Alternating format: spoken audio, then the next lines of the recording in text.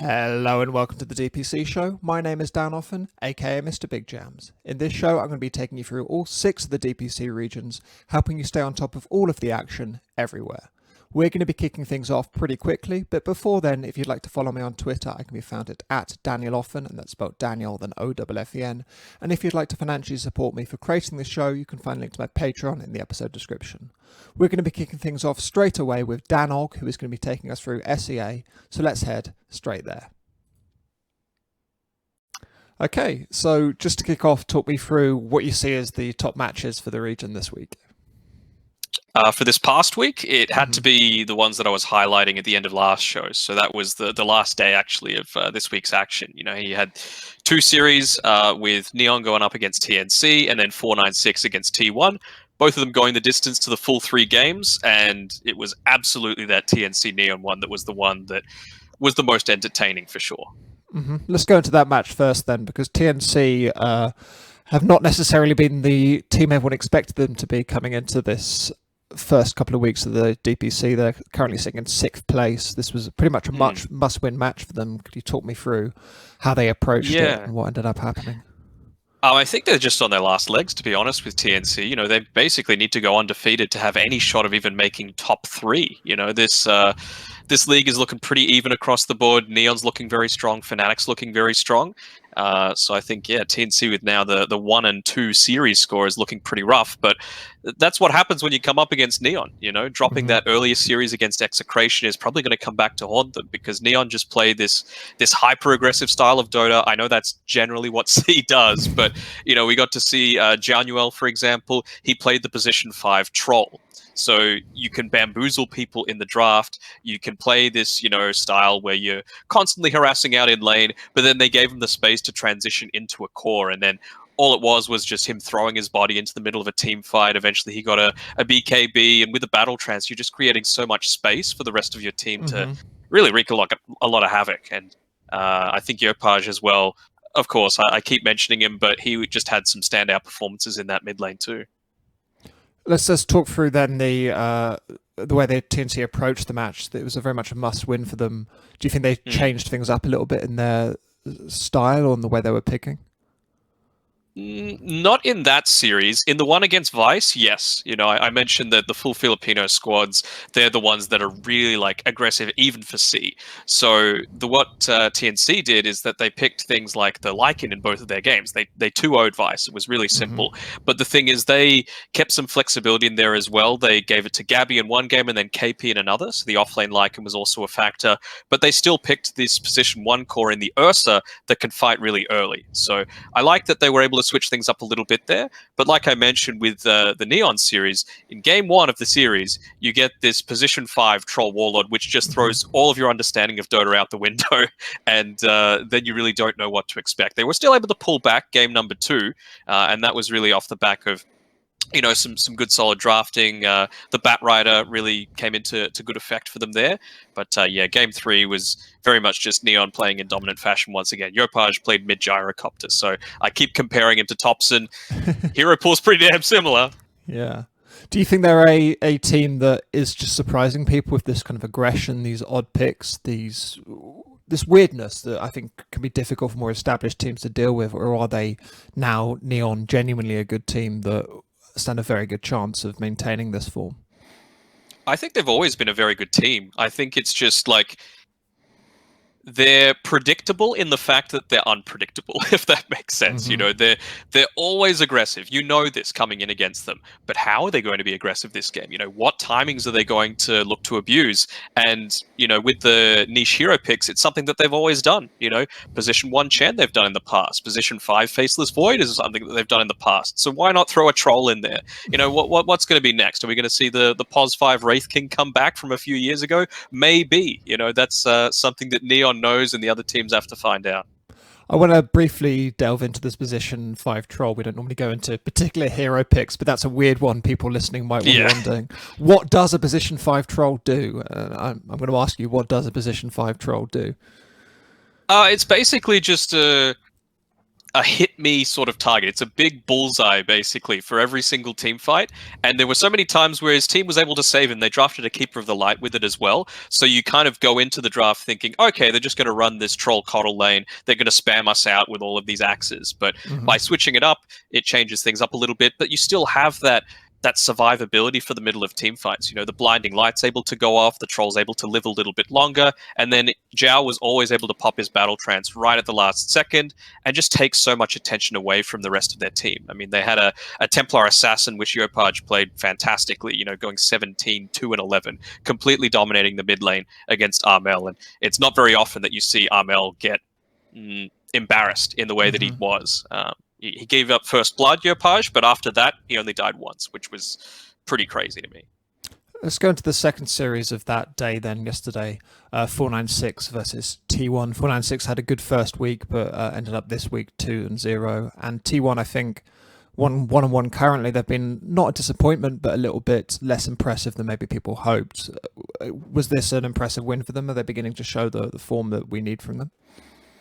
As a team, no. To be perfectly honest, I think 496 probably should have won both of their series this week. It was just some real inexperience that led to them, you know, making some pretty big mistakes, to be honest, both in the drafting as well as just some gameplay execution. I'll just talk about the Boom series first with 496, where you let the Pango, the CM, and the Storm go through twice in a row. Which is pretty crazy to me that they let, especially someone like Makoto and FBZ, get two of their strongest heroes. For me, it doesn't feel like Drew is gelled at all in that team, so it doesn't matter how well he's going. If you're able to shut down FBZ and Makoto, you are going to win that game against Boom. And I don't think I can recall a time in the past few years where there has been a harder carry than what Makoto did on that Storm Spirit. He was absolutely dominant. They were down 10k 20 minutes in. It was nuts. Has Makoto been one of your standout players for the region so far, or would you point to Yopaj or someone else? Makoto, yes. He doesn't have as much to play with, and I don't like Flaming Boom because I like them as a team, but yeah, it just feels like the connection isn't quite there with Drew just yet. So Makoto, definitely, he's always been one of the best mid players for mine. The meta does fit his hero pool style with the TA as well, being one of these ones that's kind of come back a little bit into the meta. You know, the farming mid is a bit more of a thing now. Yopaj, of course, has had a lot of standout performances. And for me, I really like Raven as well on Fnatic. I think he's definitely changed up his style a lot and that's led to Fnatic being undefeated in the series front so far. Let's go into that second 496 series against T1 then, because there were some pretty exciting picks in there. There was a Techies picked by Mr. Bombi. Perfect name for a Techies picker. Exactly right. And yeah, they looked impressive. They did some interesting stuff in that series as well. T1 just a more experienced team, able to ride over it, or is there some slight? For game 3 in particular, yes. It was all about maturity and experience for me, because 496 actually had T1 mega creeped, and they just went all in. They kept spamming buybacks and ran into them and just ended up dying. T1 just ran mid and ended the game, basically. And you've got this Nature's Prophet on your team, especially with the Ag Shard. You've got so much pushing potential that you've already got mega creeps. As long as you just hold your buyback, or, you know, buy back and just go nowhere near the team fight, you've got still a win condition, because the team can't full 5-man mid. They'd taken 0 tier 3 towers up until that point.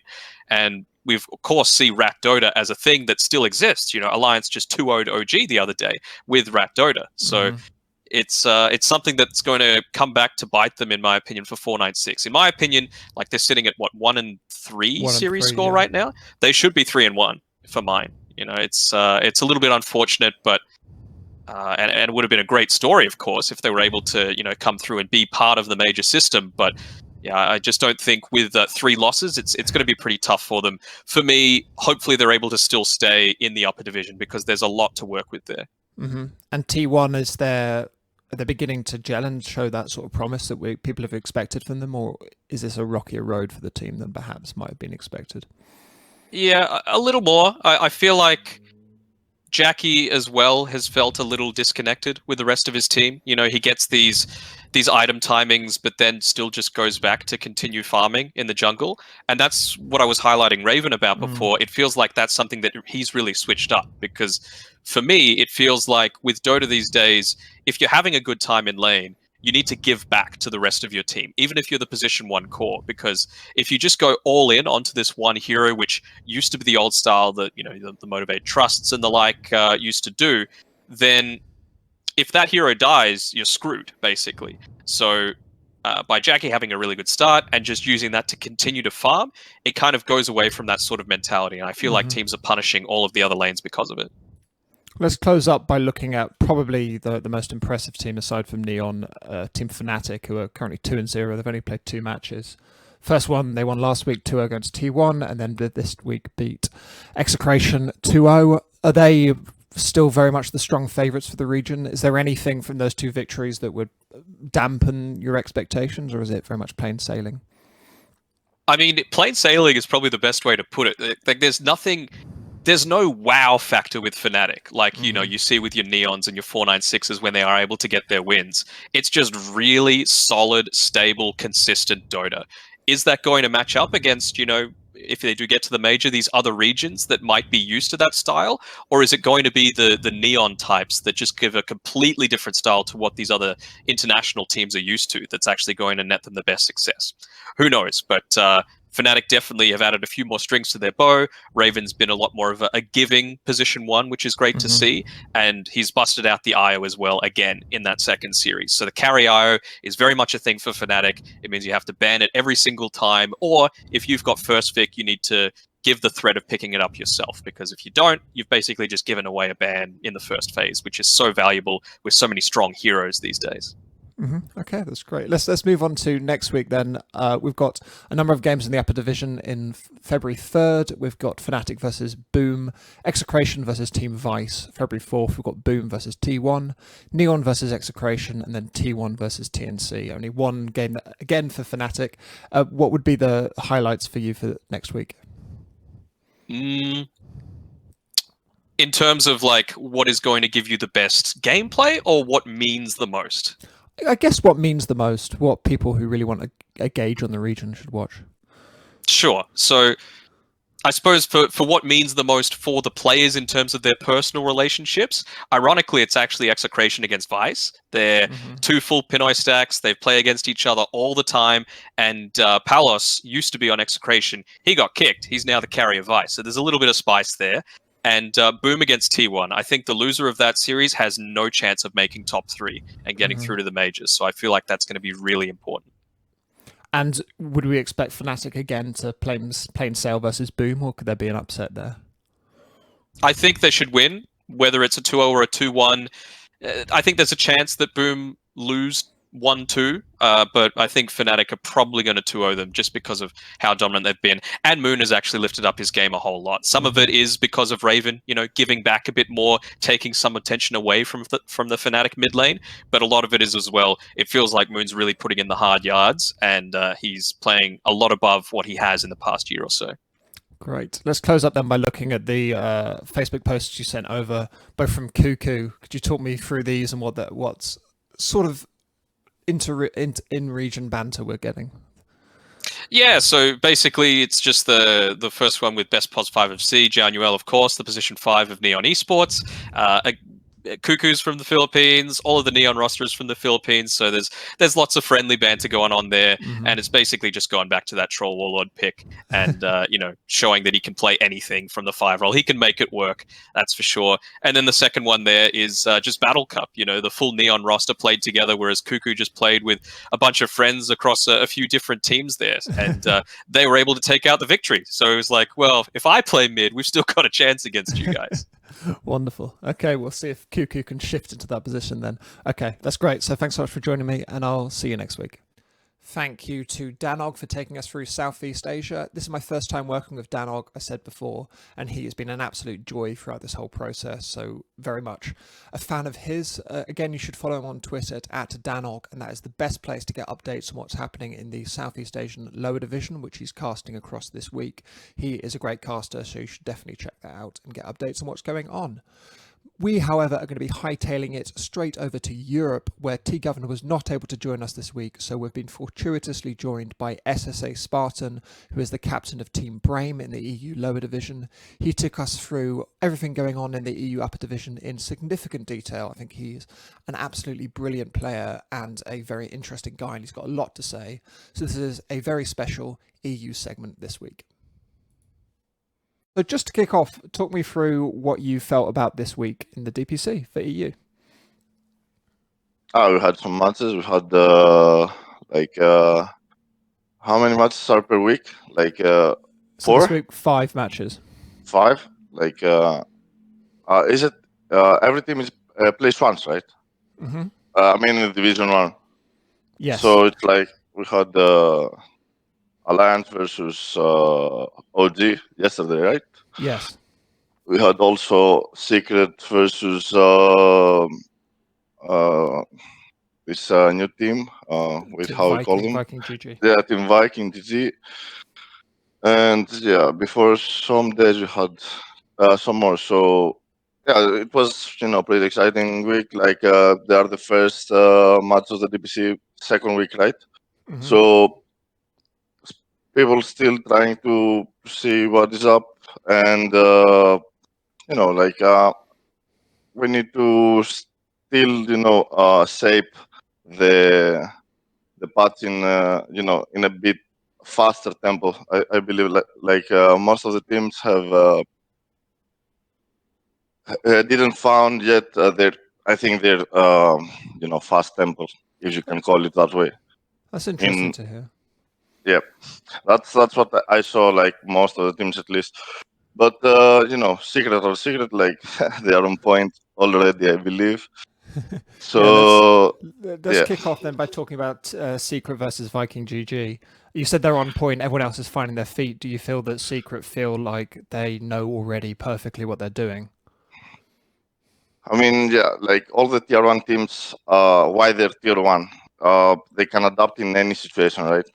That gives them always the upper hand, because they don't really care about what they draft. They will play on point every time. So like the tier 1.5, maybe the tier 2 scene are going through stable things. They're trying to stabilize the gameplay, so they play like a good dot overall, and that's it.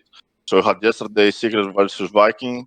The one game lasted like 39 minutes, close to 40, and the other one just it was just a stomp, if you can call it that way.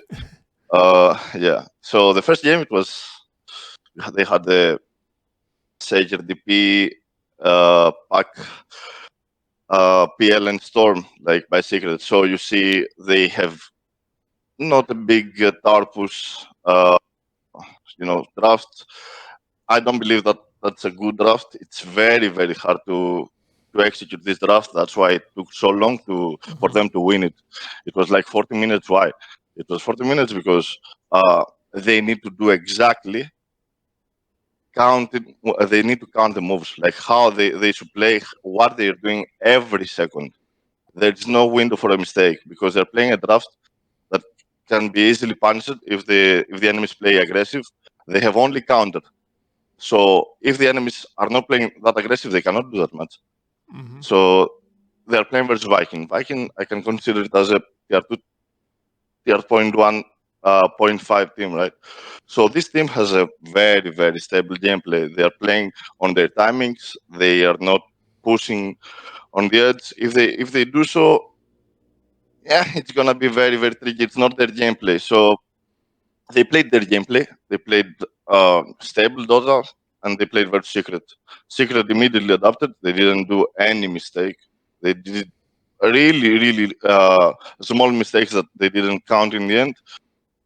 So this game went like this because Secret are Secret, and they didn't allow the Viking to just play the game. Yeah. Would you like to see Viking maybe do something slightly more interesting, slightly more aggressive, or out of the box? Did you feel they were maybe intimidated by Team Secret? They needed to do something more creative to win? Yes, they need to do it for sure. They had very aggressive draft. They had this Batrider on the mid lane with a free game. They had that spirit plus the Batrider plus the Oracle. Like if I was the Oracle and I played this real long game without any fights or whatever you can say, like skirmishes, I'm gonna feel really, really sad. If I'm a spirit, I'm gonna feel really, really sad. Like that's farming. So they need to push the tempo. They need to push the towers. They need to, group up, make Secret react to that. Even if they react, they have a Storm who doesn't have a really good game. So if you react and she fight there, and let's say be a half skirmish, this will favor the Viking, but it's not in their gameplay, kinda. So they didn't do it. Secret just farmed like I don't know. This field just farmed like for 30 minutes, kinda. And then she's just like, okay, I'm ready. I have heart. I have everything. Let's go. And it's just fun like this. So it feels to me like what you're saying essentially is that if anyone lets Team Secret just play a basic, simple game, they're going to grind out a win. Do you think that's the case? Yes, because they can adapt in every situation. Let's say they had this draft and they adapted exactly how they should. They had 0 tower push. They had a really, really greedy hero, Shaker, who was just farming Dagger in the bottom lane after Vikings took the tower. They had this PL who was AFK farming. Storm also was actually she went really good item. She rushed the Orchid, so she can actually do something in the game. Even though Viking had very, very stable game, so she couldn't. Then if you watch it after 30 minutes, then it's kind of game over. You see the Storm is like jumping the Oracle 24/7, and there's PL like with a free game. And this Ager, like you saw the Echo Slam, if you saw it, like it was Echo Slam. This Echo Slam was like huge. He picked everyone off in the middle fight. So yeah, if you allow Secret to play their gameplay, they're gonna win for sure. And let's quickly just have a summary on Viking GG as a team. They're currently 2-0 in the standings, so currently in relegation point. Do you think they have it within them as a team to drag themselves up, or are you concerned that they might be heading to the lower division? I think this team, they're playing. Every team in the the Division 1 can win any team, but they need the specific draft to play. That's why Secret will be, let's say, number 1, number 2, because they can play every draft. But Viking, they're playing very, very specific gameplay, so they can win if the draft is like make them play, let's say, the mid game, and they are the favorites in the mid game. So if the enemies allow them to do that, let's take as an example Team Liquid. Team Liquid play kind of the same game as Viking. They're playing slow tempo. They're playing very, very defensive, gameplay. They are not gonna, let's say, explore the map and play aggressive. So at that point, Vikings have the edge, because with their timings, they're gonna hit you hard, as Liquid are doing as well. But if you go to OG, Team Secret, Team Nigma, this kind of Team Alliance, maybe these kind of teams, they're not gonna stop. They're gonna like go on you without timings even. Like they're gonna go on you because they know exactly what they're doing in the map. So especially Team OG and Team Secret, and maybe Team Nigma as well. So Viking, like they can win everyone, even Secrets. We saw that right now there are 6 losers. They actually they played 6 matches, right? 6 both threes. They lost 4. They won 2, but they won 2 though, like versus Team Secret. So this is something, right? This is good. But yeah, like Team Viking, they can make it maybe to top 4, top 5 in Division 1, but it's not it's not that simple. It's not that simple. Let's go into. I'm just sorry to move you along time, but let's go into what was probably the top match for a lot of people this week. Alliance versus OG yesterday, closing stuff off. It was a bit of a crazy game from both of them. A lot of people would have expected Alliance to 2-0 OG. What was your feeling on that series? I think OG haven't found their tempo yet. They want to play very aggressive, yet they're playing very very weak safe lane all the time. They're playing with mid one with some crazy builds, and it's not it's not helpful for them. I they used to play with Anna with some Spectre and some hard carries like Void Spectre, and they had a backup. They were playing fast, but they had a backup. Right now, they want to play really fast. They have Midone, who's actually playing kind of weird gameplay, and they're playing weak safe lane. Let's take the two games they played. Although, like the game that they had the Ricky, that it lasted 50 minutes, this was a win. They just did one mistake. That's kind of big for them, and they lost the game with one mistake. One mistake was enough for OG to lose the game.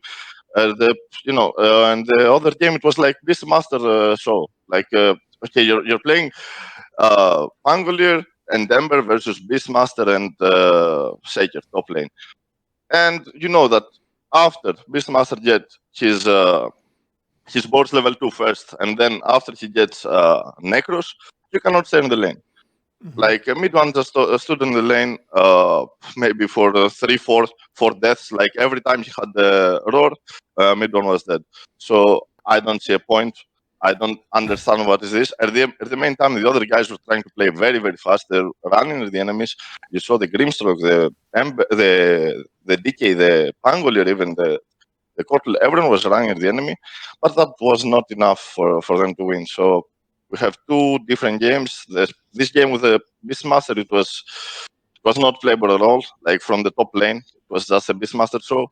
And the other game, it was a throw by OG. Even though like they had weak lane, they played Ricky versus the Timber bot. They managed to kind of win the mid game, and they had this Tiny versus Void Spirit mid. And mid, if you're playing both with bottles, like Void Spirit had a bottle and Tiny had a bottle, it's one rune. The mid is one rune, like 4-minute rune. Who gets it? This guy is going to win the early game, the mid lane early game. Yeah, it's interesting. so You've spoken a lot there about OG mistakes. Do you think that Alliance played the game particularly well, or is it a capitalization on OG's failures? I think Alliance they had the, as I said, like mid lane she got the rune in minute 4, like the Alliance Void Spirit. She had the edge. Bottom it was Timber versus Ricky. She has the edge, and what else they had? They had top lane was like Furion plus PA. That was even lane, but the Brewmaster will be active and she will be strong. So they had one Brewmaster. So from that point, you see a lot of mobility. You see a Timber. You see the Void Spirit. So Brewmaster kind of feel weird versus all of these heroes, and they kind of played a bit on their tempo. They wanted the PA to be active, and Ricky just managed to came back from that point. So I'm not sure if Alliance did a lot of mistakes. I think they played their gameplay, but it wasn't enough for them to win. And then you see this Furion and FNG. This guy just won the game kind of because his split push. Yeah, split push. It is an interesting. Did you enjoy it? Was it an exciting game, or were you just a little bit like, this making so many mistakes here? Well, it was enjoyable, and it was a really good game because I also tend to. I need to understand what is happening, and I need to put my mind in a shape that I can adapt. I don't want to play a regular gameplay. I want to innovate my own things. So the thing is, I watch this mistake. I know this mistake before they do it because it's very big mistake for me. They do it and then everything just crumbles after 1 minute. Like this was a big mistake. Even though the game lasted more, it was a really big mistake for them to do. Props to Furion. Really props to Furion because she kept cool and then she split pushed good enough to make them win. Well, it's good to see Alliance kind of begin to, because they've been in a bit of a slump, I think, for a little while. It's good to see them pull stuff together and play well as a good team. And for FNG to have such an impressive performance as well is a nice sign. Happy for Nico Baby, like my ex-teammate. We were together in, yeah. good to see him like find his home and being stable. Great to hear. Let's briefly, before we close up, talk about you guys in the lower division. If people don't know you're on Team Brame, you somehow didn't end up playing last week, but how have you found your first week in the DPC so far? We have some problems that we need to fix. They are easy to fix if we understand each other. Things like teams that we're making right now, they're not stable because either the skill is not the same for everybody, or we don't really understand what is everybody's role in the game. So we have these problems. We're heading to bootcamp in 5 days, and hopefully we will manage to fix all these problems, especially from communication and jobs inside the game. Now gameplay, I mean, if you ask me, I have a lot in my mind. I'm not a stable a stable player to to just play a game that it will be exactly that all the time. I want to be sometimes aggressive, sometimes I want to be defensive. Like I'm trying to be like a tier 1 team, but it's very hard to do it with if you don't understand each other in the same in the team. So makes sense. Yeah, I need to fix this. We will be in the bootcamp in 5 days, so hopefully the things will get better there. Good luck. Yeah. Okay, just to close up, let's talk about the matches coming up next week and what we can expect. So on February the 2nd, we've got High Coast Esports versus Alliance and Liquid versus Tundra. February 3rd, we've got Secret versus Nigma, and February 6th, we've got Nigma versus Viking GG and Liquid versus Team Secret. Are there any particular matches there that you think are very much worth watching, or anything to look out for? I think every game will be really good to watch because as I'm saying, like the teams are not ready to play their best, but they are very ready to create new things. I see a lot of like the most standard ban will be the Knicks. As you see, this is by far the most popular ban or pick by everybody, not about So I believe that every match will have his candy to give, let's say that way. So yeah, I'm not gonna pick every any team right now because I believe everybody's there. Yeah. Okay, well, Liquid versus Secret, I imagine, will put in the most views, but we'll see. What's the best game? I think they're all going to be exciting, as you say. Okay, wonderful. We'll leave it there then. Thanks so much for joining me, and good luck in your matches next week. Thank you. Thank you to SSA Spartan for standing in this week. I was always excited to get to talk to him. I think that was a lot of it, really interesting detail that you can only get from someone like him. So I was very grateful for him to standing in on such short notice. And I do think you should check out Brame in the EU lower division. They're an interesting and fun team to watch. We, however, are going to be rocketing straight away to CIS, where Mo Farah is going to be taking us through happenings there. Right, so just to kick off, talk me through the initial highlights of this week in the CIS DPC. All right, so was a big week for Team Spirit, and obviously, I think you're the same. It's just finished in real life, this second series that they've played against No Techies, and the big highlight is Team Spirit losing 2 games against teams that were not in the top 4 that we've been talking about in previous episodes. I don't know if you remember when we talked last week, you asked me whether I still had confidence after watching them beat Extreme, and when we said they were a little bit wobbly. And I said, yeah, I think they'll still be okay. Turns out that's not the case. And it was interesting listening to Toronto Tokyo on Team Spirit saying that it was a must-win series in that second game because they realized that it was really important that they didn't lose that first one to Empire before. And I dread to think how they're feeling now after losing that second series as well, because if they realistically want to make it to the major, they can't drop another series now, and they've still yet to play VP and Na'Vi, which are the 2 big ones. So I would be seriously worried if I was a Spirit fan, because they look really lackluster and kind of like they lacked that killer edge and instinct, and it felt all just a little bit messy, across the board. It wasn't even just anybody individually. So that was the big thing this week. So let's dig into a little bit about why it's not been quite working for Team Spirit. It felt, as you said, I've just come off watching that No Techie series, and it felt like they lacked a little bit of a incisive edge. Like a lot of heroes who should have been dying on the No Techies team weren't, and it felt like the draft picks weren't quite gelling into this very aggressive mode that they seem to want. How do you feel about the team? Is what's not clicking for you? It's interesting, isn't it? Because at the end of the last patch, they had a very clear understanding of how they wanted to play the game. And it was at the end of this long patch where there wasn't a huge amount of like new ideas coming in. So everybody got to the point where it felt like people had learned everything there was to learn about the patch. And Team Spirit were definitely one of those teams. They don't seem to have that clear understanding still, like they did before on this new patch and how exactly they want to be playing. I think Toronto Tokyo in particular has not been the same level of player that he had been before DPC, which is a bit of a shame because he's been so exciting to watch.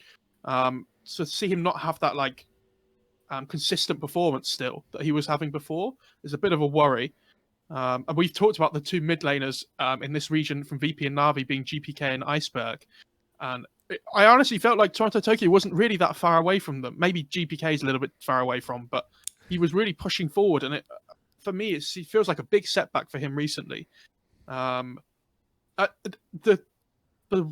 time that I realized that was most worrying for me was when they were playing against Empire, and it was in Game 3, and it was like that whole series was wild. Like Game 1 was 73 minutes, Game 3 was like 65 minutes or something, and in Game 3 they kept picking off the mid storm, and they didn't ever like punish him by forcing him to buyback or anything. It felt like they were lacking. I don't know, like I don't know if general direction is the right thing, but kind of that. It felt like they were playing not to lose rather than wanting to play to win, I think is the best way of describing it. And they just felt so like scared in comparison to when I'd see them play before. Would you pinpoint that as you mentioned the inconsistency of Toronto Tokyo, which is definitely something that I've noticed. I felt that he's shown little flashes, and obviously I always pay attention to him because he's got the best name in the DPC, arguably. So I'm always in the back of my mind. But would you blame that kind of lack of direction on the support duo, or is it hard to pinpoint where it comes from? So difficult to know unless you're in the team dynamic and you can listen to their comms and everything, because we can all speculate about where the problem is and where the direction lies within the team, but it's impossible to know because they might have a different structure to other teams or whatnot. But yeah, it is a big shame because I was expecting them to at least give it a big go. But we should say that the two teams that beat Team Spirit, it's massive for them. Empire, we talked about being the kind of like the dark horses almost. I was hoping they were going to do really well. So for them to take a series off Team Spirit is massive. And No Techies were 0-2 before that series today. So if they'd have fallen down and gone 0-3, I don't think there would have been any chance realistically of them getting to the major at all. So bad for Team Spirit, but for Empire and No Techies especially, I think they should be really happy. Definitely. Let's talk a little bit about No Techies. People watching this for the first time, they might not be aware. That's the solo stack with Crystallize and Zayak in it. Last week, I think we said that they just looked a little directionless. They kind of felt maybe a little toothless. I thought this week they seemed much better, much more incisive. How did you feel about their performance against Team Spirit? Because it's easy to do down Team Spirit, but I think they probably deserve some praise of their own. It was difficult for No Techies because they started off with two really difficult teams in Live to Win and Na'Vi. So even though they didn't look great last week, it's still difficult to judge, in comparison to the other teams around them, whether that was just them struggling against the top teams or whether they were having like issues themselves. But they they definitely played much better this week against Spirit. You have to give them credit for that.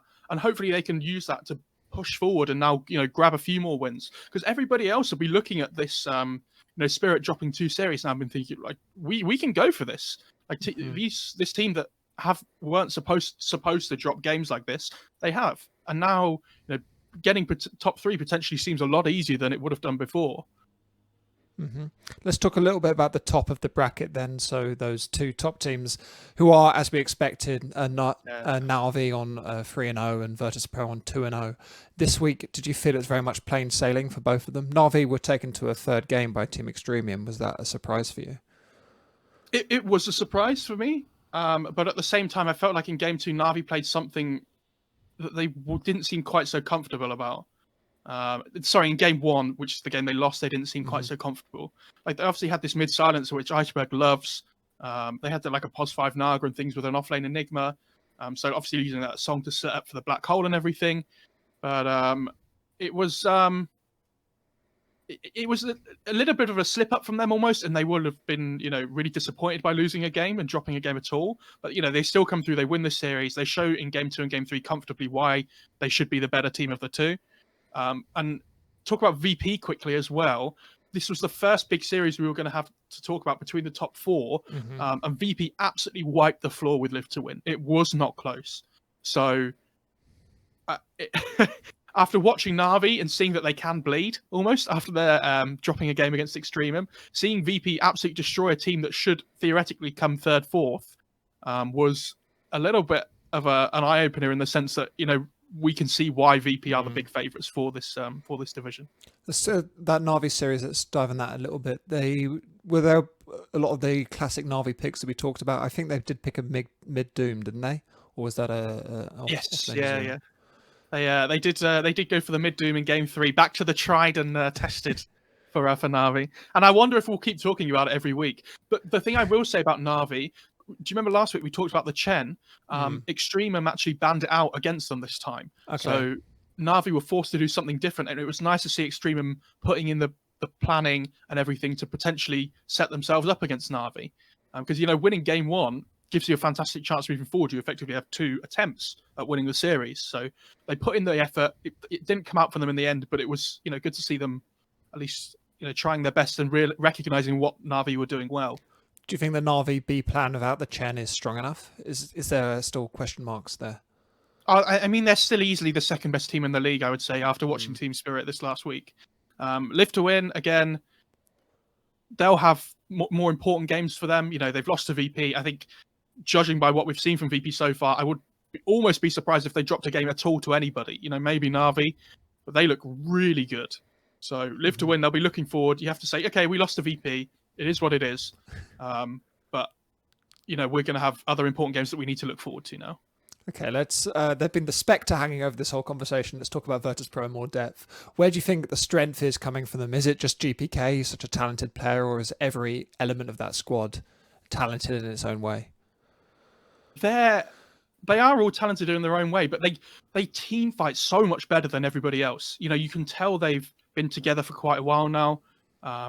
Even from like when they were VP Prodigy and everything before, they have that core, and they're so strong in their laning stage, and sometimes they come out a little bit behind still, but that's fine. They understand that they're confident in each other, and they seem so comfortable playing in these team fights, and they all understand what their job is in the fights as well, which is wonderful to see.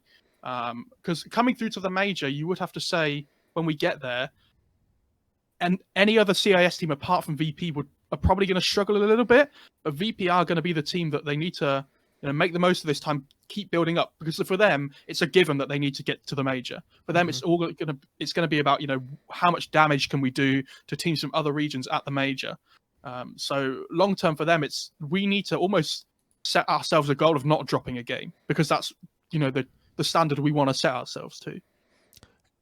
Let's talk about GPK in a little bit more depth. I think he's probably the best mid laner in CIS. I don't think that's something you'd disagree with. What do you think makes him such a strong player? What element of his play is exceptional? He seems to read the game really well and understand the rotations that he needs to make and how he can make them. He plays these really like mobile, active heroes and things, and he isn't afraid to get involved early on. And sometimes we see teams, if they're not so sure what they should be doing, they tend to react a lot more. But GPK is not afraid to be the one that sets the tempo and forces TPs around. If he dies a couple of times, if he doesn't have a great lane, it's fine, because he knows he can get stuck in, get involved, and he has other people to play. I think VP's drafting as well in particular has been really strong, probably better than anybody else in the region, I would say, so far. And that's easy to say when they're winning games. So it'll be interesting to see if that trend continues. But they look really confident in themselves, and like you say, especially GPK. People might be curious about where this confidence and this gelling, this team fighting ability is coming from in the team? Is it all just individual quality? Because the oldest player in the team is DM, and this is DM's first big team, and he's been a player who's always been around but has disappointed for a lot of years. So one might ask the question, it can't be coming from him necessarily. So who in the team or is creating this fantastic ability? Again, I think, like we talked about before, it's difficult to know and pinpoint exactly what it is, but they do just seem to trust each other completely, which is, when you've beaten teams like OG and stuff before, like, you are going to innately gain the trust of each other. I wouldn't agree with you. I don't think DM's always disappointed. Maybe he hasn't lived up to the potential that he could have before in other teams and things, but he has definitely been well known as a good offlaner and a good player for VP. So they're so fun to watch as well, because when you see a team that has like this innate trust in each other and this potential and like raw skill level in like individually in all of their players, it feels like so many like blocks just fall into place, right? And I would encourage people, if you're not going to watch anybody else in CIS, to watch VP and see what you think about them, because like we've said, moving forward, going to the major and things, it's going to be really exciting to see them play up against these other top teams and things. And this is such a young team as well. I think Yes. if they stick together, they could be the top team in the world in 2-3 years and continue that for the next 4 or 5 years, which is an exciting prospect, I think. For sure. And we said it in week 1 that there could be this really long reign of dominance in CIS now, where if they don't change their lineup at all, I struggle to see anybody matching up against them. Mm-hmm. Okay, let's close up by looking at next week's matches. We have, I think, something of a good week for CIS next week, but no huge clashes. On February the 4th, we've got VP versus Team Unique. On February the 5th, we've got Live to Win versus Empire and VP versus Team Extremium. And on February the 7th, it's Na'Vi versus Empire and Team Spirit versus Live to Win. So it's our first double VP week, but are there any other matches that you'd pick up as watchable from there? I think Na'Vi Empire will be great to see. You know, on the back of Empire's victory against Team Spirit, can they keep catapulting themselves forward as this dark horse? Because I think even if they take one game off of Na'Vi, obviously they're going to look to try and win the series and try and push forward, because it's a double week for them as well. They've got Na'Vi and Live to win. So this is kind of like the week that our Empire, the real deal, Yeah. you know, what have they got in store? And I think the other big one for me is Team Spirit versus Live to Win. Like we've said, Team Spirit have had a really bad week. They've dropped 2 series against 2 teams that aren't, you know, around them. Effectively, we considered around them at the start. If they drop this series against Live to Win, they are toast. You know, then I really don't see them making the major. So everything on the line for them now, and especially they've got to play Live to Win, and then they've got to play VP the week after. And I don't think their Na'Vi series has been scheduled yet, but it's going to be tough, really tough. Okay, we'll keep an eye out for that then. So thanks so much for joining me, and I'll see you next week. And as an adamantium, so in game 3 between Empire and Team Spirit, it was really close the whole game. Like, Spirit had this massive lead early on. They could have won at certain points, but they didn't ever really pressure. It got to this late game scenario where Empire had this Deucer, and the 60-minute items dropped these tier 5 items. You're like, oh my god, like I wonder what's going to happen now. This Medusa finds a pirate hat on the floor, and you're like, oh my god, this is crazy. This is going to change the game. And then like a minute later, she finds this ballista, right? And so as people probably know, when you hit somebody with ballista, it pushes them back. And Medusa at level 25 gets the talent that all the split shots use the modifiers, and the ballista hit counts as a modifier. So when anybody got near to the Medusa, they kept getting like pushed back and like pushed away. So you'd have like heroes come towards her, like all the TB and the illusions trying to attack her, and she'd be like, "No, see you later, guys. See you later." Well, on that note, I'm going to push you away and we'll move back to the next region. Thank you to Mo Farah for taking us through CIS. Always a fun guy to talk to, and grateful for his long description of the Medusa game there. That's definitely one you should check out. I watched it after he described it to me, and it was great fun. We, however, are going to be moving straight away to China, where Kips is going to take us through proceedings there. Okay, so just to kick off, talk me through what's been happening in China this week. Well, the balance has been restored to the force, you could say, because last week we saw some pretty heavy games, and the big Elephant upset as well. And I gotta say that Elephant this week, they did manage to drop another series, but after that they got their first win on the board. And that was the first time that they first looked like a proper super team.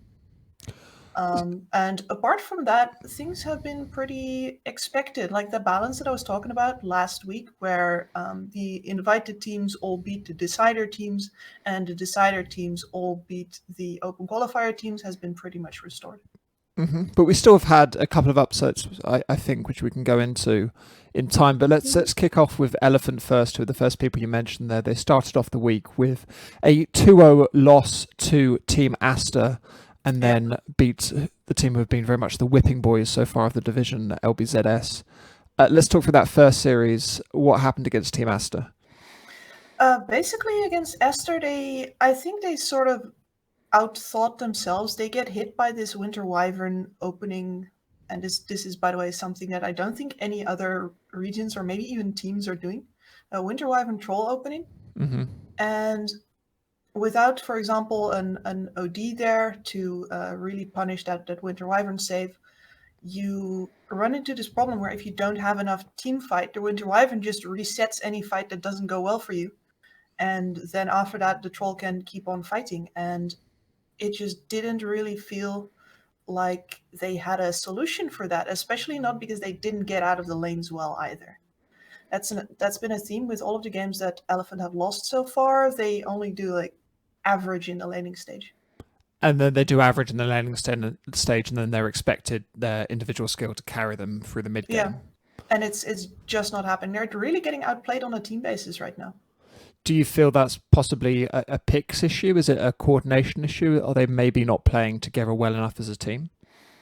I think it's more of a coordination issue. I didn't see any issues with their drafts this week. Looked pretty solid, especially against LBZS, of course. But you know, that's kind of one that if you don't beat LBZS at this point, you are really in trouble. But at least the little bit of like the frivolous edge that was on there during their defeat last week, that one's gone. So they look more serious right now.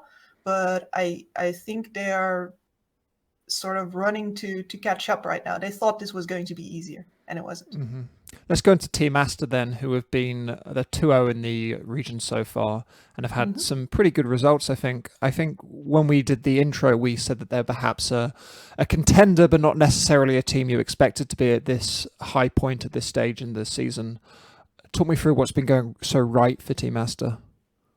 Asta, I think, just has the team play down pat. They've been together for a long time. They also got to play a little bit more officials on this patch because they actually went through the decider bracket, and they looked pretty much pristine there. And yeah, they haven't really stopped. This, I don't think that the Wyvern troll opening is going to be happening much more. If it will, though, we're going to do some theory crafting about that because I'm very curious why Winter Wyvern first pick is working. I don't think it should be able to. They've got the support duo that a lot of people will know of, Lanham and Borax, who's used to be known as Baboka.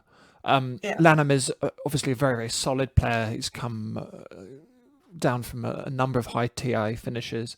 Is he the person carrying this team into a strong position, or are the cores more than we thought they were?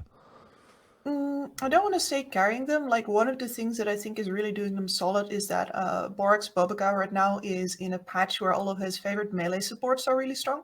Because this man, well, he invented the Monkey King support, basically. And he's back on that particular brand. As well as that he's running Tusk right now, he's running Earth Spirit right now. He's a little bit sad, I think, about the extra 100 gold recipe that's been added to the Orb of Corrosion. Because it was a little bit too good, but yeah, the Orb of Corrosion is partially a reason why I think they feel confident to do that again. They're dominating off lanes with that. And then from that, yeah, they look well coordinated, even if there's not as much perhaps star power in the cores on that team as there are on other teams. Would you describe their cores as just benefiting from that strong kind of support play, or have there been standout performances for many of their players there? So, for example, DDC and Monet, are they performing much better than we might have expected? Not necessarily. I've always liked watching Monet, as he's just so disciplined, honestly. But I don't think there's been anything like particularly impressive. No. Fair enough. Okay, let's move on then to what else has been happening. We open the week with VG versus Team Magma. Magma have 2 losses this week to 2 very big teams. I want to briefly touch on them before we talk about those big teams. Are those losses just a continuation of them as one of the weaker teams in the region, or do you think they can pick up better results than this? Sorry, which team did you just say? Because I was looking at my notes. Team Magma. Team Magma. No, I think Magma's really aggressive style is really, I don't want to say coming back to bite them, but they are very insistent on going in really hard. And what you see from most of the other Chinese teams is that if a fight doesn't suit them, they'll back off again. And Magma doesn't really give themselves that space. They're not like, all right, fine, we'll drop a couple of heroes here, and I guess that's it. Their drafts don't really allow for that. They have to go in hard. And then next to that, I don't think that their attitude is quite, how I say this, they don't second guess, which is good if you want to learn as fast as possible. Like, I do think that they're going to get a lot out of this, but I don't actually think that they're going to learn fast enough to escape getting out of the bottom side of the bracket this time. It's a shame to hear. So let's go into Team Vici Gaming. They are currently top of the standings at this early stage with 2 victories, both 2-0. They're a team, I think, in the beginning of this, we thought maybe we're a little bit behind Elephant and PSG LGD. Are you pulling back on that prediction? Do you think they're much stronger than we would have thought? Not sure. I think VG have had probably the 2 easiest opponents of the entire thing. So they've had LBZS, they've had Magma, both of which were the second people to come through the Decider tournament. And they've been looking decent. I like a lot of their picks, but I'm not sure if it's actually going to hold up. They had a mid Lina, for example, in their first game versus, was it Magma this week? Yeah. Yeah.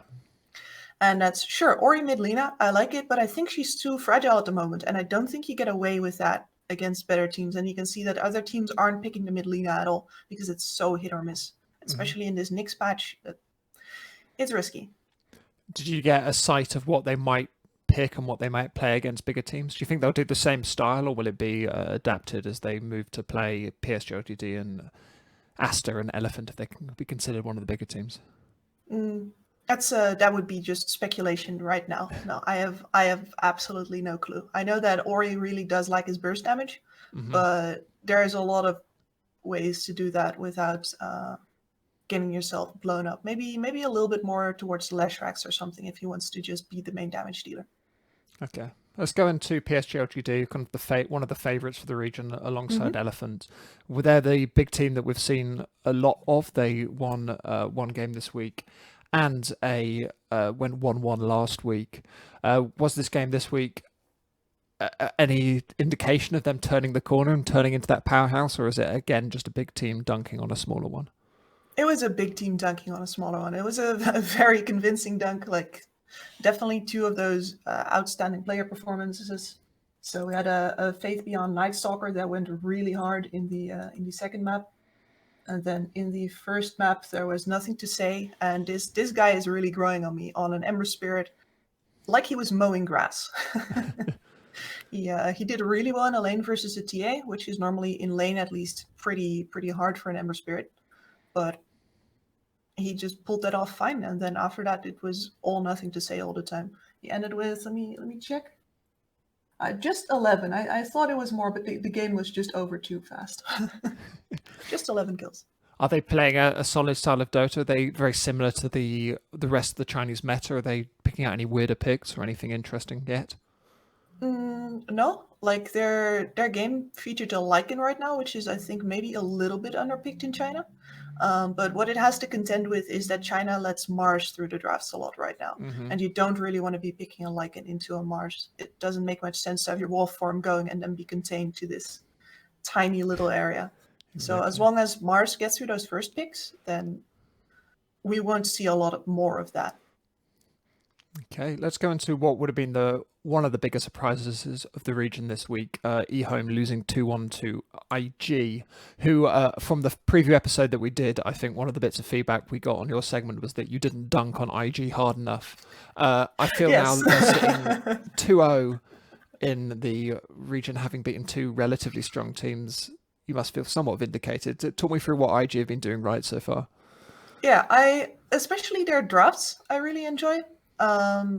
In the case of this series, it was definitely like, I would say that IG looked like the weaker team in terms of playmaking, in terms of decision making, but their drafts were really tight. In the first game, you have this Phantom Lancer, I think, that just can't really do anything wrong.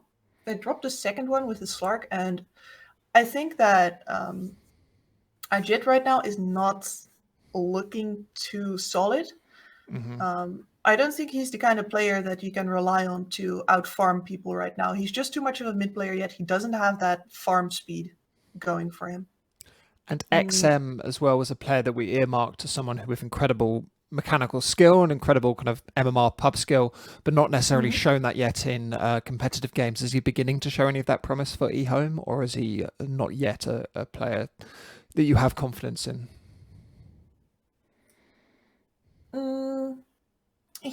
He did all right once again. Like his laning looks really strong, but I haven't seen him stand out yet, really. So that was something that after that feedback as well, so like, all right, fine, let's see what XM's got right now. But I don't think he's been getting quite the picks that allow him to stand out that much. The eHome win, for example, was a lot riding on Chalice on a bristleback. It was just, there's no way for IG to through to that man. And that sort of relegated XM to a bit more of a, how do I say this? Not a backline role, but you're definitely dancing around the other cores. So his moment to shine is still to come. Okay, and just to close up, just a brief on IG. They're a team that have always played very aggressively, very to the bone. You said that they look like the worst team against eHome, but scraped out a win. Do you think scraping out wins to hit them in the upper end of the bracket is something that's sustainable for them, or are these lucky wins, or is there a sign of real promise there? Well, I think that a lot hangs on their mid lane. It's always emo with this team. Like if emo gets a hero that he can play very technical on, like for example the Morphling, but you also have the famous Storm Spirit, any of the other Spirit heroes, etc., then they look really good. And this series, like maybe if he gets some of those more technical heroes in the games that they actually won, they would have looked better. Okay. In this case, he played a Zeus and a Mirana, if you want to believe that. Mirana mid. Oh, wow. And neither of them were really very important to his game's wins. So Fly really came through in this series. And I think that if you want to mature into a top contender, all you got to do is just get emo into the game more as well. Okay, great. We'll look forward to that next week. And let's see what is coming up next week. We've got, if I can find the right screen, we've got a number of interesting matches coming up next week. We're kicking off on the 2nd of February with eHome versus Team Aster and VG versus Team IG. On the February the 5th, we've got eHome versus VG, Magma versus LBZS on the 7th, and Elephant versus PSGLGD, which to me as a run through of a week is a pretty incredible week for Chinese Dota. It is. I would struggle to pick out a match to watch there myself. Which one would you choose? Oh, that's hard though, because the thing is that the VG IG match is sort of like a middle matchup. Like, all right, one of these is probably going to squeak into the top. One of them is probably not. But then at the same time, Magma versus LBZS, they are both hanging the same kind of point in the bracket. They both got nothing but losses. And then LGD versus Elephant, of course, is supposed to be all the way in the top. I think in the end, that's going to be the one to watch, especially because Elephant has been losing so much recently. Like this is the test. If they want to show that, the 2 previous losses were just flukes, like, their little sister was playing, their mouse was disconnected, that sort of thing, then this is the match for them to show that. But if you want to look for like the closest matchup, I'd probably put my eye on VG versus IG. Okay, well, if you're going to tune in for a full week of Chinese Dota any week, I think it's this upcoming week. But those are your highlights if you can't because of the time. But anyway, until then, thanks so much for joining us, Kips, and I'll see you next week. Thank you. Thank you to Kips for taking us through China. You should follow her on Twitter at Kipsal. We, however, are going to be following our noses and moving straight away to South America, where 1437 is going to be taking us through proceedings there. Just to kick off, talk me through your first impressions of week 2 of the SA DPC. Yeah, week 2 has been a lot more tame, I want to say, compared to week number 1. I feel like the teams that we expected to do well has been doing well, and the other teams have kind of mellowed out as well. Maybe the nerves from week 1 has kind of like settled in. Mm-hmm. Do you feel it's now a case of business as usual? Are there any surprises that you'd highlight initially? Yeah, it looks a lot like business as usual. I don't think there has been any real surprises in this tournament, in week 2 at least. I think there was one matchup, Unknown versus Infamous, where I thought Infamous was going to be the better team since they did take out Thunder Predator in week 1. But Unknown just completely outclassed them in their series. Mm-hmm. Let's go straight into that one then, because Infamous, I remember we spoke about them before. They beat Thunder Predator, which was a really big surprise. What ended up happening against Unknown? Was it a case of just a completely different team turning up, or was something else going on there? I think they just played less like a team, and Unknown was had that cohesion that most of the South Americans are missing. So maybe Unknown, throughout their games. Maybe Unknown throughout their games, like when they play against Beast Coast and they play against Thunder Predator, you got these really big matchups where you've already lost, and I think they learned a lot from that. Those are the two of the best teams in this Division 1 in South America. So I think taking the information, whatever they were able to gain from that series, they made themselves into this better team, thus allowing them to beat a team like Infamous. And then now Unknown have had an interesting week. They also lost to Thunder Predator. Let's go into them a little bit as a team. Do you think they're an impressive team, Unknown, or are they still perhaps relegation contenders? They had this one game against Thunder Predator where they dominated them, like the late game, and that's because Thunder Predator's lineup just didn't really work out too well. They didn't have that team fight there where they needed in game number 1, and Thunder Predator easily adjusted that in game number 2 and 3, and they came back in the series and beat out Unknown. But Unknown, they show like these little signs of how do you call it, just they're in the borderline between tier 2 and tier 1, essentially. In brilliance Exactly. They draft pretty well.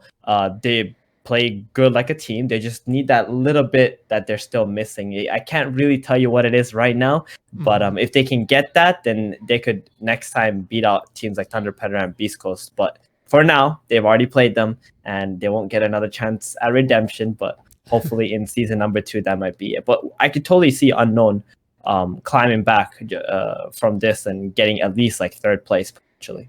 Okay, that's good to hear. Let's start off kind of properly in earnest then with Thunder Predator, who we spoke earlier in this episode and last week's episode about how they disappointed in the week 1, where everyone thought they were probably the strongest team here, and they lost the first series.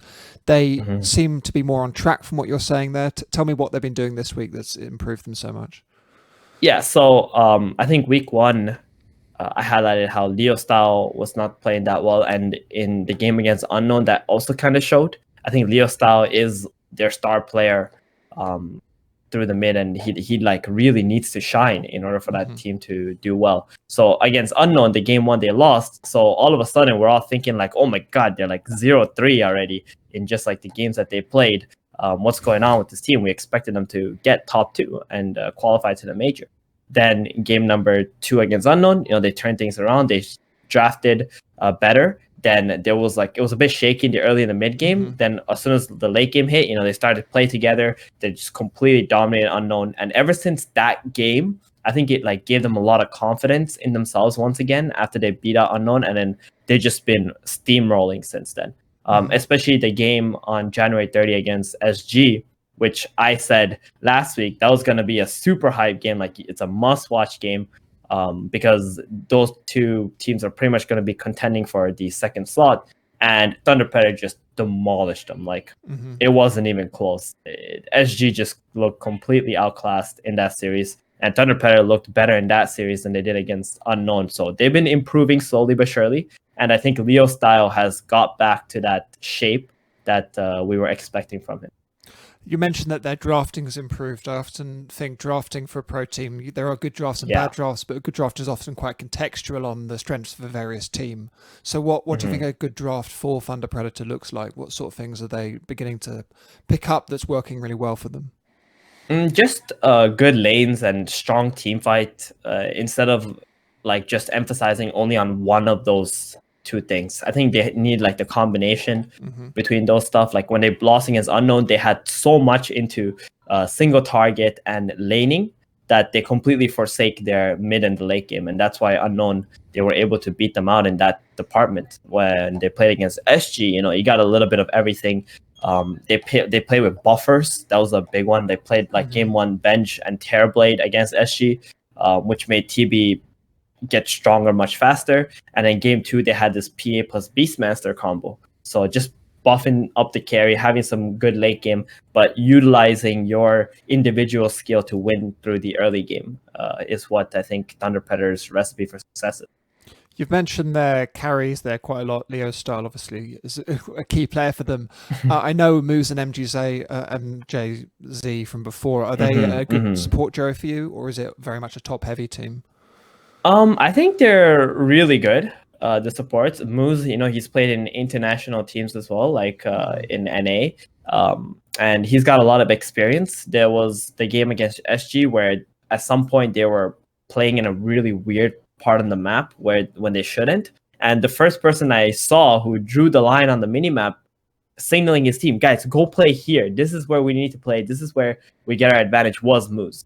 So I think he plays a really big part in this team where just like to help his team like learn stuff about maybe what other teams are doing outside of South America. You always need a person like that. So I think, they're a very well-rounded team on the side of Thunder Predator. A question that came in from a listener after last week was something that Bowie brought up in the first preview episode about the difference in play style between Brazilian teams and Peruvian teams. This is, of course, the major clash for Brazil versus Peru, and all Brazilian team and all Peruvian team. Did you pick up on that difference in play style? How do you think it's faring off? Yeah, well, in Division 1, not so much. I mean, it's hard to say because in Division 1, there's only been one team, right? SG, where they played. So that would they got steamrolled this series, and last series, when they did win, they were a bit slow, in my opinion. Very safe, very cautious play style. Where I feel like the Peruvian teams, especially, like they are much more playing off their feelings and emotions, and like constantly like playing aggressively. And if at some point they lose a fight, they just go back there and fight again. They want to like fight back into the game instead of like farming their way back. And sometimes it's good, but sometimes obviously like it's bad because if there's a point in the game where you need to wait for items and then go take a battle, and you don't do that, and then like you just keep entertaining your opponent whenever they come to you and fight you, you can really just throw a game away. And that's happened a lot already in these games. But in Division 2 though, in the lower division, there are two teams that has Brazilian teams. There's Crewmates and Incubus Club. I think both of these teams have a lot of very talented players. From Incubus Club, I know Mini. He's a really good player from watching him. Crewmates, I think they're a team who is really passionate about the game, and they're really like striving to be one of those like tier 1 teams. I can see when they play like a team. The only problem is maybe they need to improve a little bit of the individual aspects here and there on that, guys. And one funny story is I criticized something about them in week 1. They're from Division 2, and like their captain or the support player, he messaged me on Twitter. He was like, "Oh," and it was really positive stuff. He was like, "Oh, thank you so much for saying the game what it is for what it is." There's a lot of people who bash them because again, Brazilians have a lot of fans and stuff. And then they were like, "Oh, these guys pick bad, blah, blah, blah. Like, they're just not playing well, all this stuff." And I was there. I was talking about like, "Oh, their strategy is good. This is what they didn't do. This is what they needed to do. And if they did this, then they would be in a much better position and they could have won this." Right. And them listening back on that, they were like, "Wow, yeah, this guy is right. This is what I mean." And he wanted to let me know, like, he really appreciates that. They're really looking forward to improving themselves, and they want to next time, show themselves that they're capable of much better than whatever they displayed, and they did. Like in week number 2, they came out, they picked something different. They played very solid. They won their series. It was really nice to watch, and I think they're just extremely passionate. These Brazilian players. It's good to hear. Let's kind of close up a little bit by moving on to Beast Coast, who are currently standing very pretty at the top of the region of 3-0 so far. They are pretty much everyone's favourites going in here. Simply, I think a lot of people from internal SA might have picked up Thunder Predator, but Beast Coast are very much the international favourites. How have they looked to you this week? They've only played one game. They win it as convincingly as you might have hoped. It's not even close. Like, none of their games really looked close at all. They're just absolutely incredible. I think the closest game they had was the one against EGB on week 1, and that's the first game of the tournament. It was a bit shaky, but other than that, every single other game they played, they just dominate. It feels like it doesn't even matter what they draft. They just can play the map out. K1, he's an incredible carry player. There's so many other people who study him, and he's just gonna destroy just through his farm. There is a very important game next week, though. I'm sure you're probably going to ask me about that. But Beast Coast versus Thunder Predator on February 5. You better, put that in your calendar. Get in there into the channel. Like that's going to be a sick game. That's what everybody's waiting for. I think this is one of the only between number 1 and number 2 teams games happening before week 5 and 6. In the other regions, I think all of the really good games are happening later. I think they planned for that, but February 5, Beast Coast versus Thunder Predator. Perfect segue as well, because I was going to ask, Beast Coast, they're a team who, they're at the top of the league, but they've only played 3 relatively weaker teams. I think most people would agree. Yeah. Will this be the big test for them? Do you think they need to do anything differently? Is there anything we can look out for from them in this game?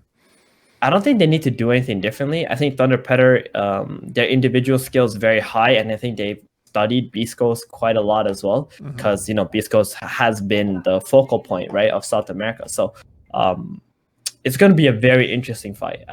That's all I can really say about that series. I can't even give you an edge for either one. I think Beast Coast is going in with a lot of confidence, but so is Thunder Predator, since they've been just dominating their last games. It's going to be super nice to watch. People might not have watched any Beast Coast games yet so far, since they've played relatively smaller teams. Are there any particular picks that we can look out for? Are they still a Wraith King team, for example? They can play it. They play a lot of different heroes. They like Marana quite a lot. They just like to draft a lot of disables and team fights, and just make sure that the enemy can't always run into your jungle and run into your triangle and mess with K1. That's literally their top strategy. Just make sure that K1 can get all the farm on the map. And Chris Luck, for me, is one of my absolute most favorite players. His Lina, that's amazing. Every time he brings out the Lina, it is just so good. This guy just doesn't die a lot with the hero. He makes a lot of space. He always plays with his team. He's just so good. Great. Okay, that's one to look forward to then. I think we'll leave it there. So thanks so much for joining me, and I'll see you next week. See ya. Thank you to 1437 for taking us through South America. Always an interesting guy. Again, you should follow him on Twitter at 1437x. He is good on Twitter, so follow him there. We, however, are going to be moving away far from South America, just slightly upwards actually, to North America, where the wonderful Neff is going to take us through proceedings there. Okay, so just to kick off, talk me through your initial impressions of North America this week. Well, as you know, we have the best region in North America. We've got the best casters, well, such as myself, and we've actually got guest casters hopping on. So anybody who hasn't checked that out, you can get a chance to see PPD, Gunner, Aoi 2000, some of the guests featured so far. I know a lot of people are big fans of them. But other than the guest casters, this week it went pretty much how you'd expect. Quick 2-0s from teams that are a little bit stronger than the teams they're playing against. We started the week on the 26th with 4 Zoomers against the A team. Ended up being a pretty quick 2-0. Undying against a 5-man Midas, also an incredibly fast series. In fact, I think third fastest overall in the DPC with the most victories and whatnot, according to Knoxville. which is pretty interesting. Their average game time is like 23 minutes and however many seconds. They've had an incredible performance so far. I'm looking forward to EG versus Undying next week on February 7th, so you guys should check that one out. We had EG versus Black and Yellow today. Not of today, the 28th. Speaking of them, and again another fast 2-0, followed by two more 2-0s just today on the 31st. Quincy Crew surprisingly taking 2-0 against Four Zoomers, at least surprisingly in my opinion, and then Sad Boys 2-0ing A-Team. So let's initially dig into what I think is the most interesting story of NA so far, the rise of Undying. They've played 2 series now, both of them taking around 40 minutes total. Probably only played about 100 minutes of Dota so far. How do you think they've been looking? Because they've had quite an easy run so far. Do you think they can turn this easy run into a more serious contention? Well, I'm actually friends with the manager in Undying, even though that stupid idiot won't link any scrim data to me. Is much as I would like to pressure him to. He says the team is doing incredibly well. Communication is really up there. And I think is going to be Undying, finishing towards the top, which is a little bit biased. I will admit the manager is going to, of course, push his own team. But from what I've seen from them, and given how fast their games have been, I'm inclined to believe them. I mean, they've got a lineup of superstars, people who've been to Asian international tournaments, have the global experience. Tomato, ended up going to South America, or being the representative of South America, played mid at one international. They have Bryle, Saberlight, Moonmeander, Dubu. We've spoken about this last time. I'm surprised to see Dubu in a player role instead of a coach, but the team has been very solid so far. But it's next week that they're really going to be tested when they're up against Evil Geniuses on February 7th. And that match, which might be the one match people end up checking out for NA, what sort of things can we expect them to pick? What are their signatures so far? Well, this may surprise you. I don't want you to be too shocked. Undying is a specialty of Team Undying. Dubu is quite good on him. But Brawl, playing very good with the Spirit heroes. A lot of them are his specialty. I know he plays Storm quite a bit, something he pops off with quite often. You play a little bit of everything on Tomato. I'd say he's a very flexible player, given the fact he used to be a mid player. In fact, he switches the role around. And I guess if you really want to look into match data from him, you could follow BTS Pro Series 4, where he was standing in for Beast Coast the majority of the tournament, while both Hector and Chris Luck were taking some time off. I want to touch briefly on Saberlight as well. He's a player who's had a lot of talent. I think he's one of the highest MMR players in Europe for a long time when he was on Team NIP, but he's never quite lived up to that promise in competitive experience. How do you think he's been looking so far on Undying? Is it a final rise to form, or do you not know yet? He's looking very good. You have to keep in mind that he's playing on ping, so he might not have the best performance possible. But like you said, he's incredibly high in Europe. I had to look it up just now because I'm not actually familiar with his exact rank, him being a European player. He is rank 5 right now, but I believe he's been drifting between that and rank 1. So the guy is incredibly skilled. He rounds out things very well, and I think he fits very well with Moon Meander's style of play, where Moon Meander sometimes plays a little bit of a greedy position 4 and rotates a lot. He can hold the lane by himself when Moon goes elsewhere to make plays happen.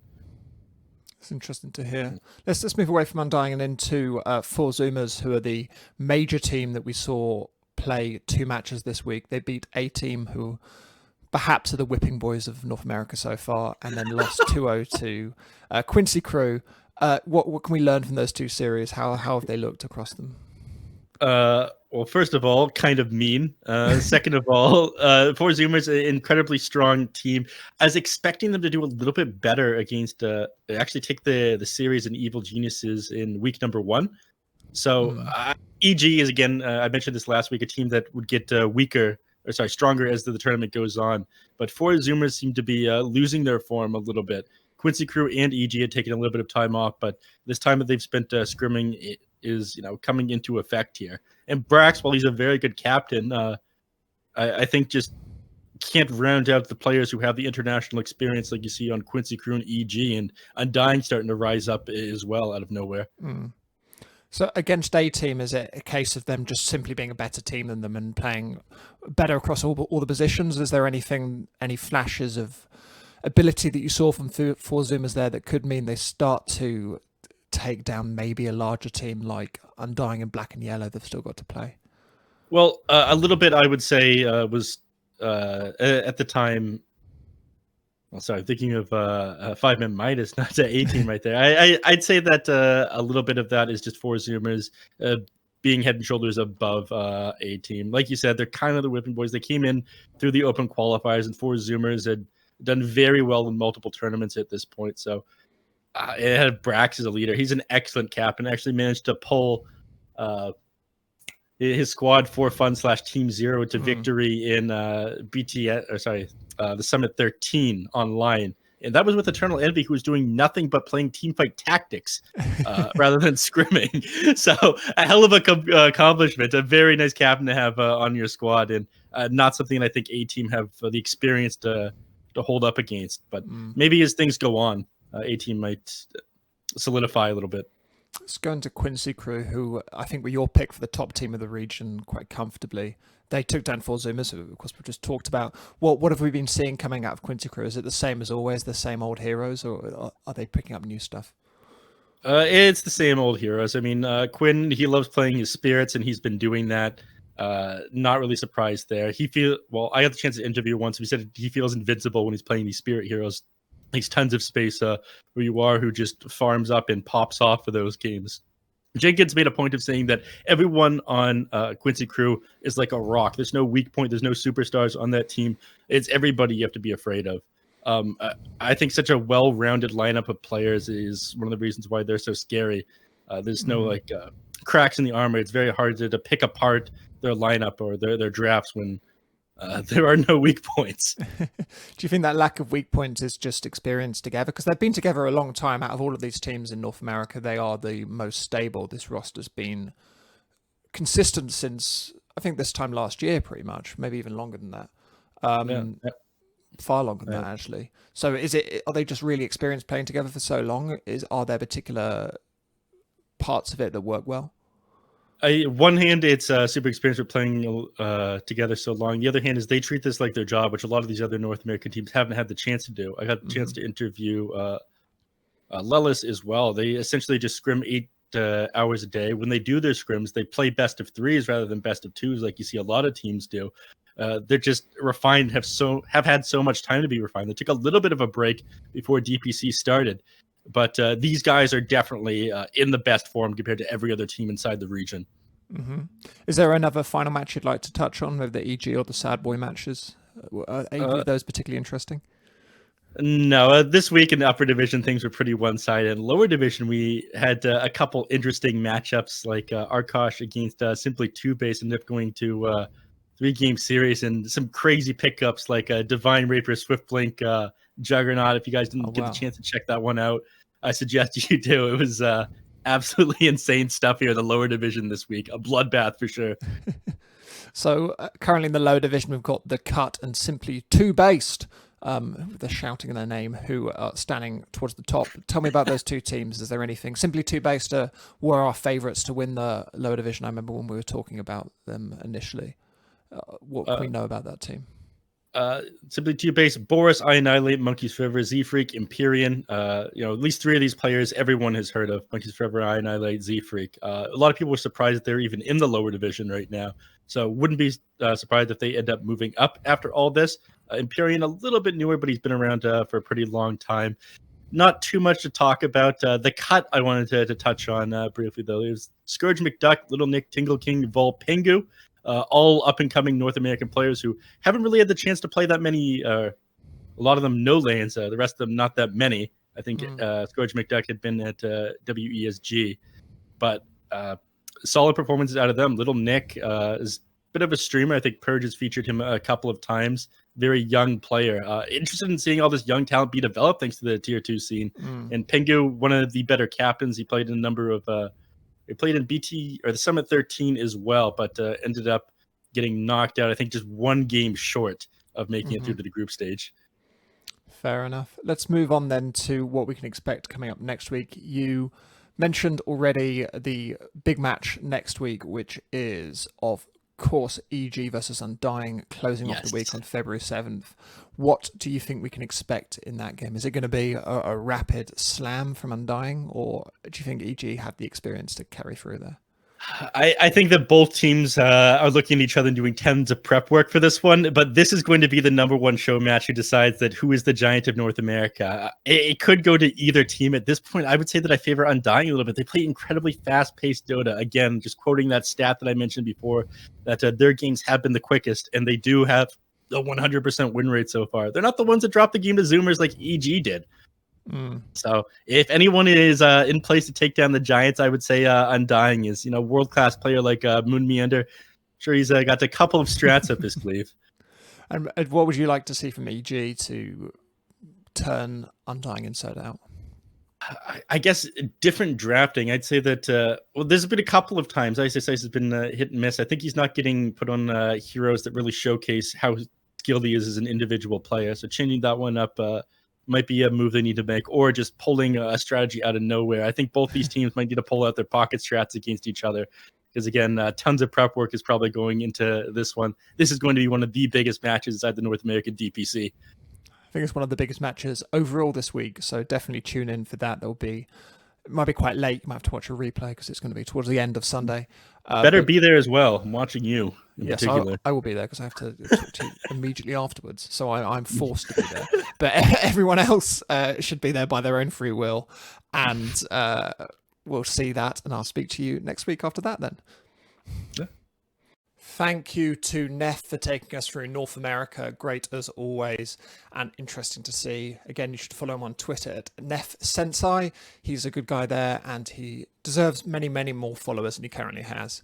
And that's a wrap, everybody. So thanks everyone for listening to this episode. Again, the analysts were Mo Farah, who can be followed on Twitter at Mo Farah Dota, Kips, who can be followed on at Kipsol1437, who can be followed at 1437X, Danog, who is at Danog, SSA Spartan, who is at SSA Spartan, and finally Neff, who we just had, who is at Neff Sensei. So thanks guys for your contributions, and thanks everybody for listening.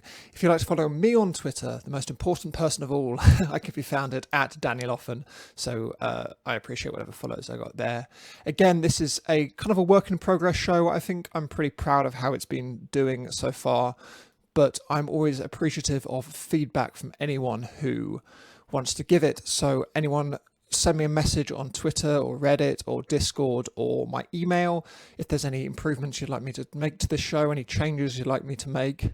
I'm pretty pleased with how it's going. I'm pretty pleased with all the work the analysts are doing, but we're always appreciative of ways to improve. Some of these people are more experienced, some people are newer analysts, so this is a good way for a lot of people to gain experience, I think, and that sort of really constructive feedback is very, very helpful. We of course are going to be returning next week with more DPC Dota content, but in the meantime, my other podcast, Position 6, releases every Thursday.